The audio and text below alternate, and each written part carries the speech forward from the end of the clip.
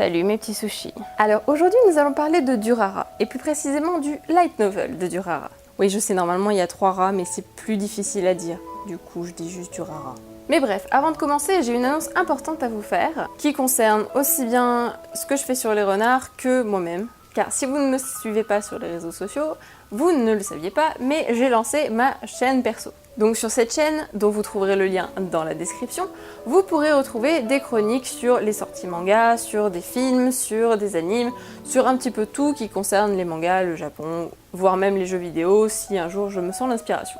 Et donc pour ne pas faire doublon avec ce que je fais actuellement sur les renarratifs, je vais vous présenter actuellement, là à partir de maintenant tout de suite, uniquement des light novels. Voilà, donc les vidéos que je fais sur la chaîne des renarratifs seront exclusivement sur des romans, et celles que je fais sur ma chaîne perso seront sur tout ce qui est manga et univers japonais, anime, tout ça. Bref, vous allez comprendre. Sans transition, commençons. Cette semaine, je vais donc vous présenter le light novel de Durara. Le rat en trop me perturbe beaucoup trop. Ce dernier a été écrit par Ryogo Narita et dessiné par Suzuhito Yasuda. J'ai un problème avec son nom donc je le lis et je n'ai pas honte. Alors si vous avez suivi un petit peu l'actualité de mon site, vous savez déjà que j'ai vu l'anime de Durarara et qu'il fait partie de mes coups de cœur. J'ai donc été très intriguée quand j'ai vu qu'il y avait le light novel qui paraissait en France. Seulement j'avais quelques inquiétudes parce que il faut savoir que l'histoire de Durara, c'est pas vraiment une histoire en fait. On a plein de personnages qui ont tous leur histoire personnelle et toutes leurs histoires s'entrecroisent les unes avec les autres. Donc autant dans un anime, bah ça passe plutôt bien, autant dans un roman, j'appréhendais un petit peu la forme que ça allait prendre.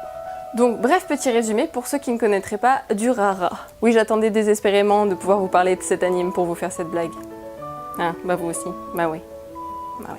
Donc petit résumé, disais-je. Dans le roman et dans l'anime, on suit Ryugamine, qui est un jeune homme qui a grandi à la campagne, mais qui rêve de découvrir la ville et tout ce qui va avec son animation, ses multiples rebondissements, ses affaires de yakuza, bref, la vie quoi. Du coup, quand il s'inscrit au lycée, il décide d'aller dans un lycée à Tokyo pour rejoindre son ami d'enfance Kida, qui lui est parti depuis déjà belle lurette. Il débarque donc dans la city, rejoint Kida et découvre que finalement il y a beaucoup plus de choses qui se passent dans cette ville qu'il ne l'aurait pensé. Il y a des histoires de motards sans tête, d'enlèvement de jeunes filles, de plein de trucs bizarres. Et pour bien le mettre en confiance, la première chose que son pote lui dit, c'est la liste des noms des gens à ne pas fréquenter. Genre, surtout pas.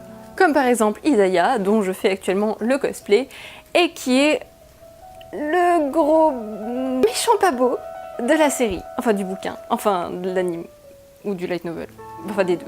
Donc on va suivre Ryugamine, mais on va suivre aussi le motard sans tête, on va suivre aussi d'autres personnages annexes, bref, il y a un sacré petit monde quand même autour de ça, et il y a plein de choses, plein partout, plein...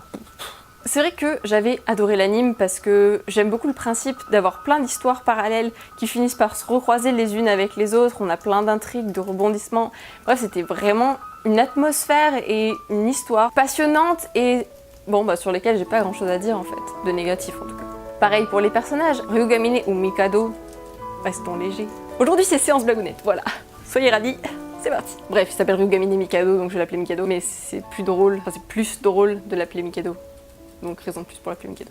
Bref, donc on le suit lui, on suit Kida, on suit Isaiah, on suit le motard sans tête, on suit plein de gens en fait. Et tous sont vraiment cool. Ils ont un background, ils ont des caractères très différents.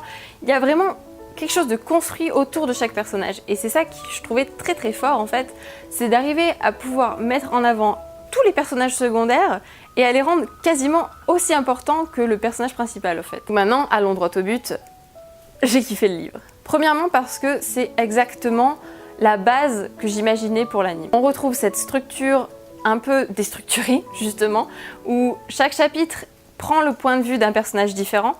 Donc ça permet de nous présenter toutes les histoires de façon claire, sans se perdre, parce que si tu présentes 10 personnages principaux de 10 façons différentes, mais le tout mélangé dans des espaces pas prédéfinis, c'est vite le bordel. Donc l'idée de faire un chapitre, un personnage, c'est parfait. En plus de ça, je suis quelqu'un qui déteste la narration. Il y a des pavés et des pavés de description, c'est un truc qui me gonfle et qui m'ennuie au plus haut point. Donc j'étais tellement ravie de voir que ce bouquin est composé, allez, à 70% de dialogue. Ça bouge, c'est dynamique, c'est vivant, on s'ennuie pas, on est dans l'action, bref, c'est génial. Alors bien évidemment, heureusement, on a des passages narratifs pour nous expliquer le contexte, l'environnement, l'univers, mais elle reste quand même assez légère et surtout pas forcée. C'est pas « Bonjour, j'étale mon vocabulaire et mon lyrisme en te décrivant cette magnifique table basse avec la plus belle des précisions du monde. » Non, là, le narrateur, il veut juste aller droit au but, en fait. Il te dit un truc, il y va. Il passe pas par 15 chemins. C'était très agréable à lire. Après, c'est également sympa d'avoir mis des petites illustrations à chaque chapitre qui illustrent les personnages. C'est que des. J'ai juste trouvé ça dommage dans le sens où j'ai trouvé que la qualité graphique de ces dessins-là était moins bonne que la qualité graphique de l'anime. Et que le chara-design notamment n'était pas exceptionnel. Exemple, ça de base, c'est pas du tout une couverture qui va me hyper, tu vois.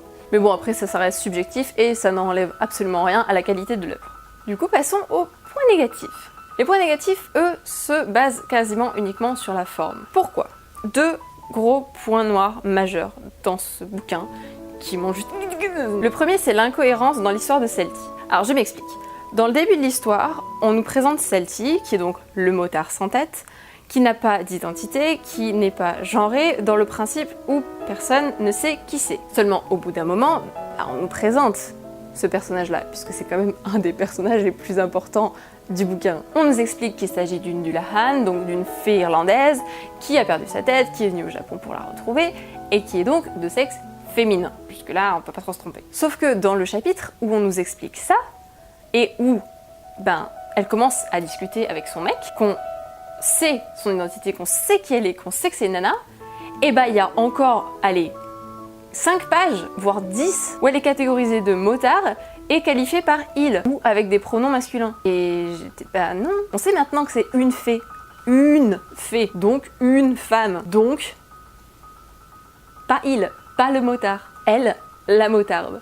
Voilà. Ensuite, je vais encore parler de la forme et d'un truc qui m'a juste sauté aux yeux et fait vraiment mal, c'est les fautes et les soucis de typo. Qu'il y ait une, voire 2 fautes dans un bouquin, ça me gêne, mais ça me gêne pas énormément, dans le sens où ça arrive à tout le monde de faire des fautes, même aux professionnels, donc c'est pas dramatique. Seulement, quand il y a au moins 5 coquilles dans un bouquin, que ce soit des mots qui manquent, des fautes énormes ou de la ponctuation qui manque, là c'est un petit peu plus grave quand même. C'est un truc qui m'a vraiment fait du mal à mon petit cœur. Parce que c'est totalement le genre de truc sur lequel je tique et je sais que pour certains ça peut paraître des banalités et pas spécialement important, mais je trouve que ça l'est quand même, surtout quand on sait que ce genre de roman est destiné à un jeune public. T'apprends au jeune public à écrire correctement et à pas faire de fautes et à pas banaliser les fautes en te disant c'est pas grave, tant pis.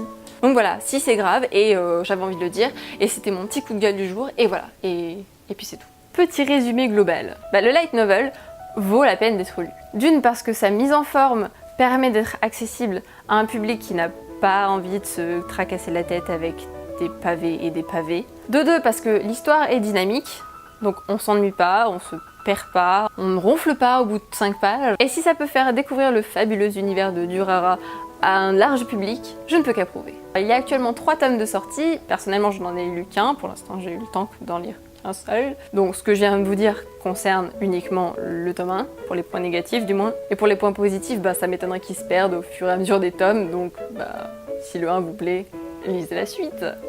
Voilà, c'était Isaya, enfin Akira pour vous servir. Vous pourrez me retrouver demain sur ma chaîne pour une nouvelle vidéo sur une sortie manga de cette semaine. Sur ce, à très bientôt mes petits sushis. Non, tu vas... Non. Ouais, vous pouvez pas rester en place.